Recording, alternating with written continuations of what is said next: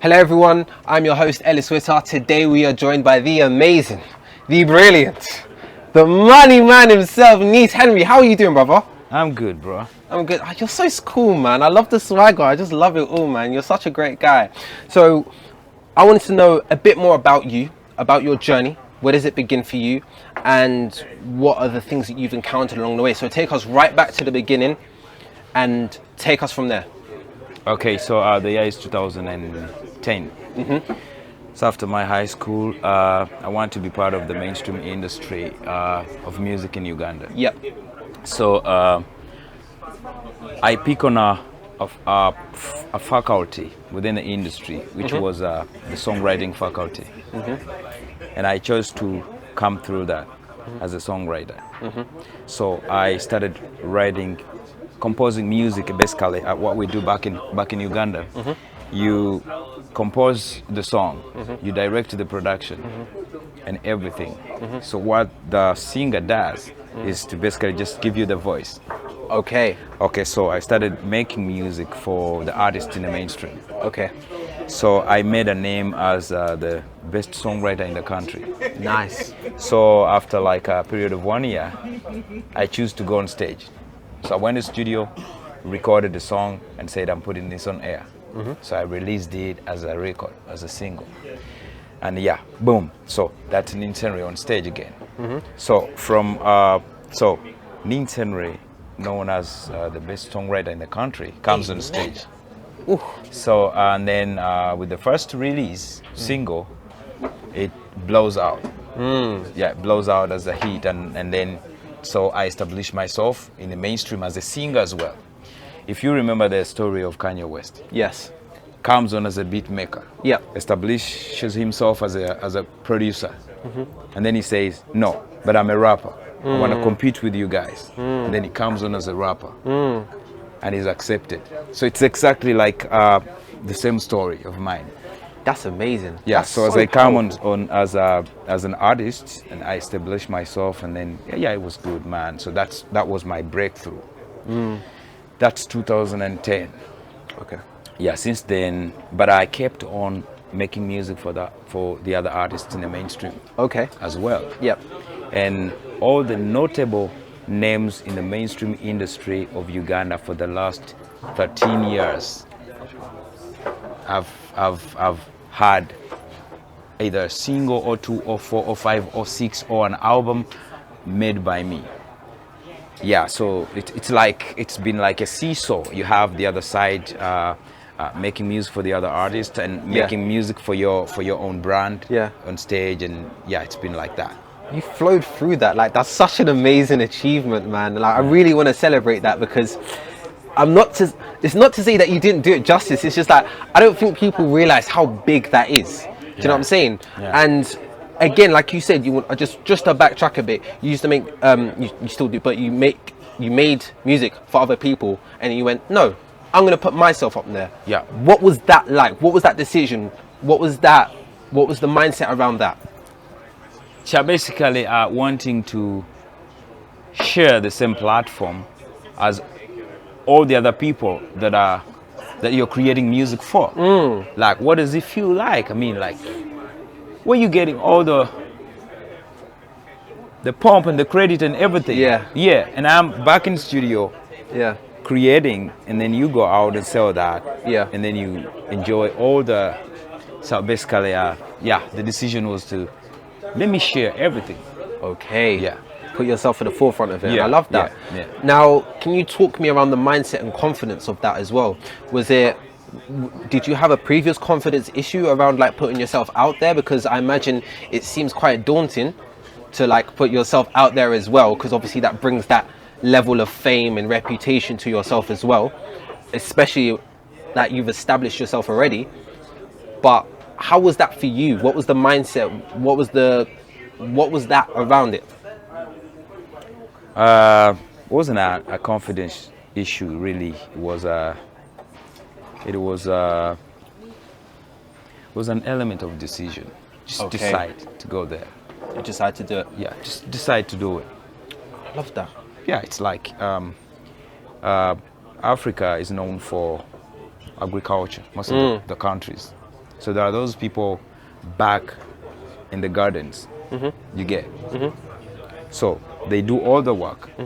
And when the fruits are ripe or the food is ready, the people who take the food to the market, they make the money. Yeah. So there's that particular farmer, they call them farmers, who decides to say, okay, I'm gonna do this, but then harvest, in my harvest, I'll take it myself to the market and sell it myself without having a middleman. I love that analogy. Yeah. I'm not going to give the responsibility over to the trader to go and decide for me the final price, market price for my product, which I create. I'm gonna go take it myself. Wow. See, this is the power. Yeah. The amazing. You're so amazing, bro. I don't think you know how amazing you are, and you're so cool about it. I love it. Thank you. Now, I want to touch more about the heart work. I do a lot of mental and emotional well-being work, right? So I do a lot of heart work, is what we call it. Now, within heart work, within your industry, within making all of this amazing stuff that you do, where's your heart at? And how, let me rephrase that question. How's your heart? How is my heart? How is your heart? In regards to the works, the industry, the...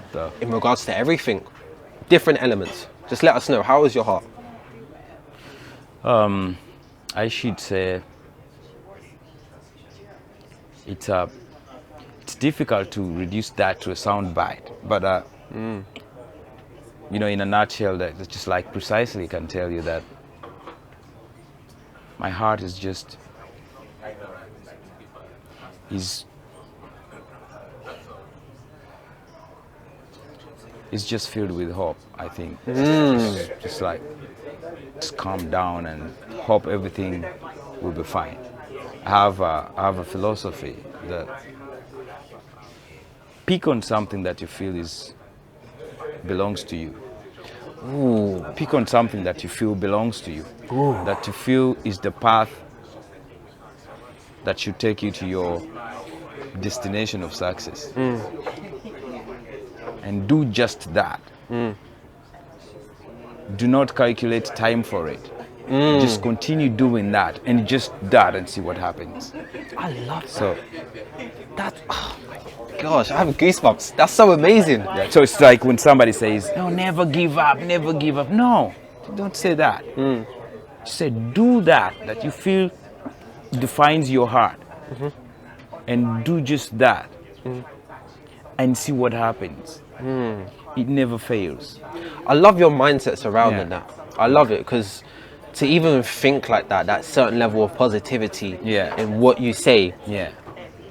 it's admirable, and I want to highlight that as well because it's just so powerful, especially with everything you do as well within the industry.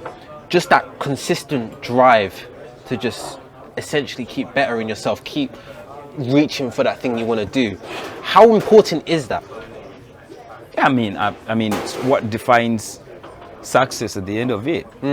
Because I mean, you need to have a moment where you can have a testimony.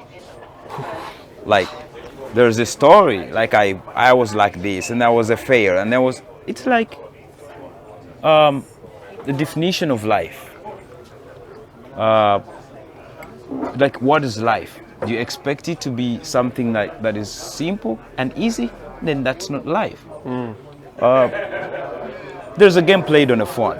It's called Temple Run. Yes. It's very popular among kids. So, you're the avatar. Yeah. And in this metaphorical place, you have to keep running as fast as you can. Yeah. You don't have a destination, so you have no idea for how long and how far you're supposed to run. But you have to keep running as fast as possible because there's a monster on your neck. But speed alone is not guarantee for your survival because there's all sorts of obstacles on your way. You get, but you have to keep running. Yeah. There's a moment when you get and it's like success.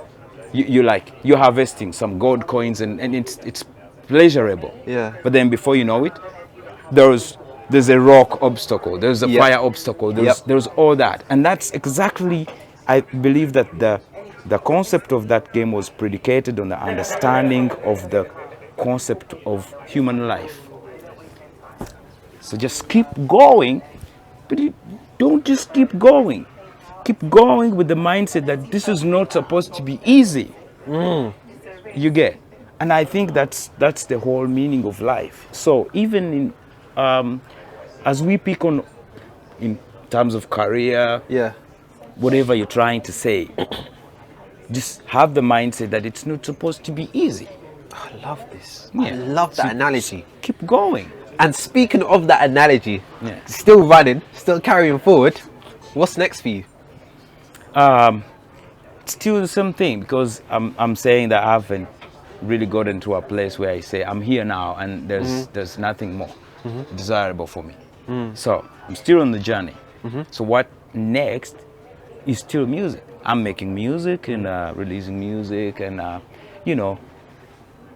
continuing. I love this, man. I love this so much. Honestly, you've been one of the best people I've ever interviewed, and I love the analogy because this conversation could last for days. Honestly, it really can. But I know you're a very busy man, and I'm not gonna keep you hostage anymore.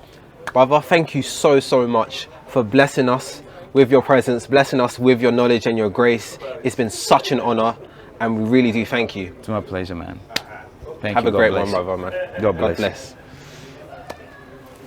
Damn.